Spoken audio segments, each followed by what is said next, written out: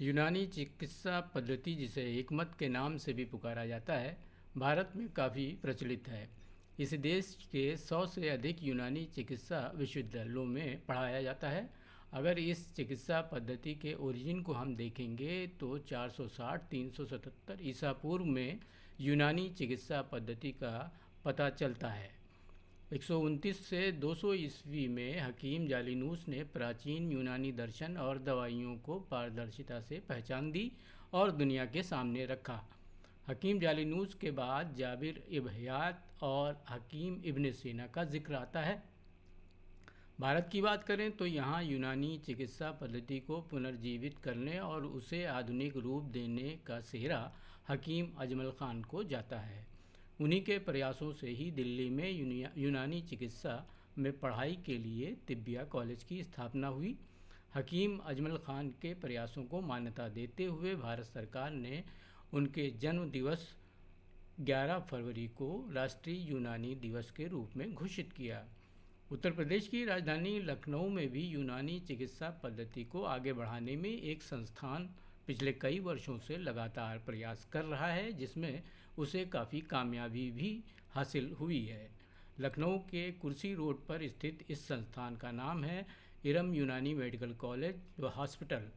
इन दिनों यहाँ पर नए प्रवेश पाने वाले स्टूडेंट्स के लिए एक 15 दिवसीय ट्रांजिशनल प्रोग्राम आयोजित किया जा रहा है, जिसमें यूनानी चिकित्सा पद्धति से जुड़े विशेषज्ञों के लेक्चर कराए जा रहे हैं।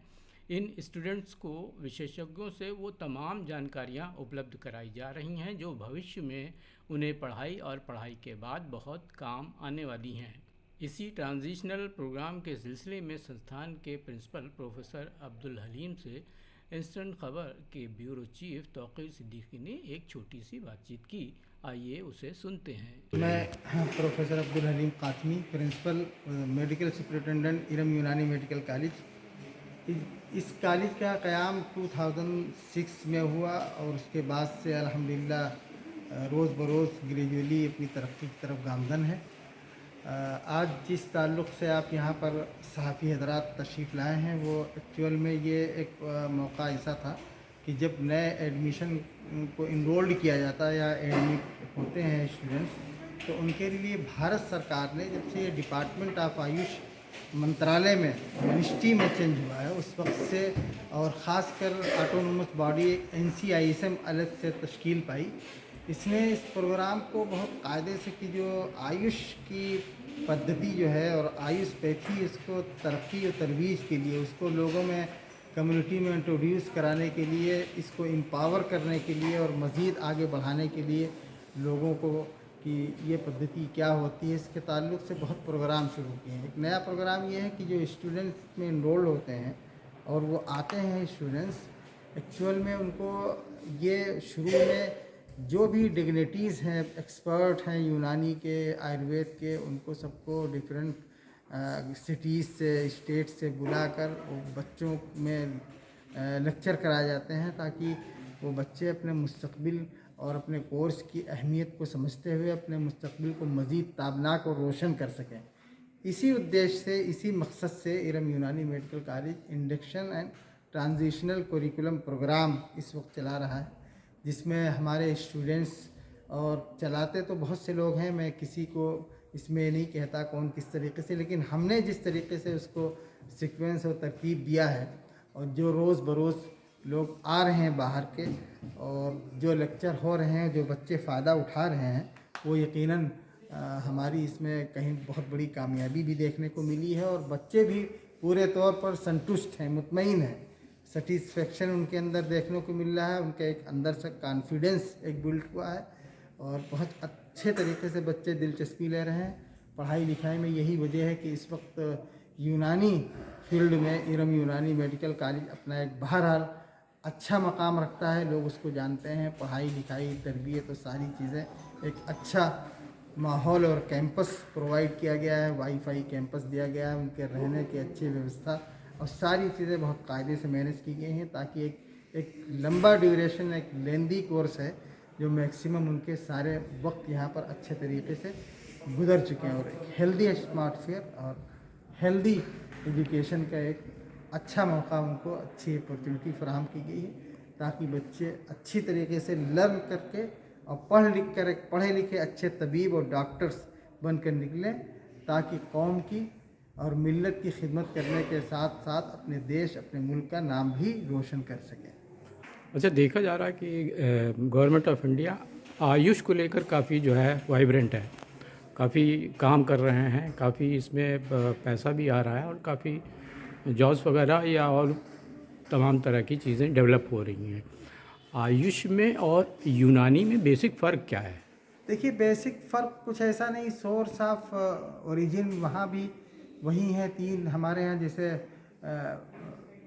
जो मेडिसिन के सोर्स होते हैं, या तो हमारे यहाँ एक चीज़ है कि एनिमल ओरिजिन, उनके यहाँ भी एनिमल ओरिजिन होता है, या तो हैवानियात होंगी, प्लांट्स ओरिजिन, मिनरल, तीन सोर्स होते हैं मेडिसिन के। एक मादनी जो ज़मीनों से निकलते हैं, जैसे बहुत सारे हजरियात हैं, पत्थर हैं, सोना चांदी, ये भी इस्तेमाल होता है माजून में, तमाम चीज़ों में। दूसरा नबाती अद्विया जो प्लांट्स ओरिजिन कहलाती हैं कि किसी प्लांट्स की लीव्स, पत्तियां यूज़ होती हैं, किसी की रूट्स यूज़ होती हैं, किसी के छिलका यूज़ होता है, किसी के सीड्स बीज इस्तेमाल होते हैं। एनिमल ओरिजिन होता है, बहुत सारे जानवर हैं जिनका जिस्म के बहुत सारे पार्ट यूज़ होते हैं, वहाँ आयुर्वेद में भी यूज़ होते हैं। थोड़ी शक्ल और नाम चेंज है ये, इसीलिए ये सारे जो आयुष में आते हैं इनका सबका ओरिजिन है। हमारे यहाँ एनिमल ओरिजिन में ऑर्गन्स भी इस्तेमाल होते हैं, पार्ट भी जानवर के, उनके यहाँ वो नहीं इस्तेमाल होता। उनके यहाँ गौमूत्र इस्तेमाल हो सकता है, वो होता है, या इस टाइप के, वो भी एनिमल ओरिजिन है। तो ये थोड़े थोड़े डिफरेंस है, ऑलमोस्ट सब सेम ही है। ऐसे होम्योपैथ, इसीलिए सारी पैथियाँ जितनी हैं वो सब आयुषी में आती हैं। तो गवर्नमेंट्स की जो स्कीम्स आयुर्वेद या आयुष की जहाँ तक बात है निकलती रहती हैं, यूनानी को लेकर भी उनकी जो भी स्कीम्स हैं, जो भी वो दे रहे हैं, उससे आप सेटिस्फाइड हैं या अभी कुछ और डिमांड्स हैं आपके? देखिए, डिमांड्स टाइम टू टाइम होती रहती हैं और डिमांड्स होना भी चाहिए। अगर डिमांड्स नहीं होगी तो फिर अवेलेबिलिटी मुश्किल हो जाती है। अब चूँकि आयुर्वेद का एक बड़ा सेक्टर है, आयुर्वेद के कॉलेजेस ज़्यादा हैं, उनके कॉलेजेस सैकड़ों में हैं और हमारे कॉलेजेस मैक्सिमम टू मैक्सिमम 58 हैं। तो जाहिर बात है, जिनके प्रोडक्ट्स ज़्यादा हैं, जिनके कॉलेजेस ज़्यादा हैं, जिनके सारी चीज़ें ज़्यादा हैं, तो वहाँ थोड़ा रेशियो तनासुब जो है वो भी ज़्यादा है। हम जिस तनासुब में हैं उस तनासुब से है, लेकिन ऐसा नहीं है, गवर्नमेंट की हर तरफ नज़र है। जो ऑटोनोमस बॉडी यहाँ है वही वहाँ है। CCRUM अगर यहाँ है तो CCRS वहाँ है। जो प्लेसमेंट यहाँ गवर्नमेंट में होता है ऑलमोस्ट रेशो के एतबार से वही होता है। टाइम टू टाइम एक अलग विषय है, आवाज़ उठती रहती है और होता भी रहता है, हो रहा अवेयरनेस बेदारी सब जगह है। और बाकायदा अभी जॉब निकली हैं, इससे पहले निकली थी, निकल रही हैं। कुछ का अभी भी हमारे यहाँ से बहुत सारे टीचर जिनका सिलेक्शन हुआ है गवर्नमेंट में, वो गए हैं और कुछ जाने वाले हैं। ये सिलसिला जारी रहता है।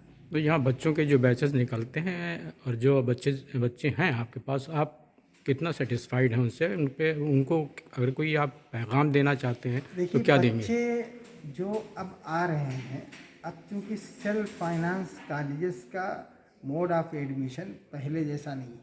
पहले डोनेशन बेसिस पर आते थे, अब उसी कंपटीशन से आते हैं जिस कंपटीशन में गवर्नमेंट में MBBS में बच्चे जाते हैं।